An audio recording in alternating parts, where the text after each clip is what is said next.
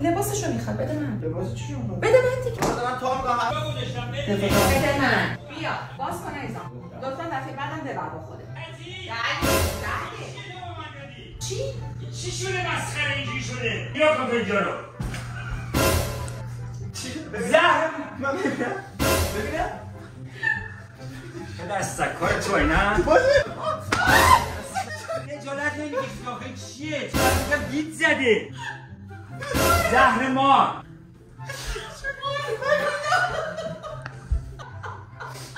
من درستش میکنم. دو تا چسب زخم میزنیم رو سرش. اصلا دست تیشرت چرا داغون کردی؟ سوپرمن شد. نگوشم تیز شد. میخوای بخندی. من باله ولی بیشتره خدایگیری نداره اقدر تیز بشم.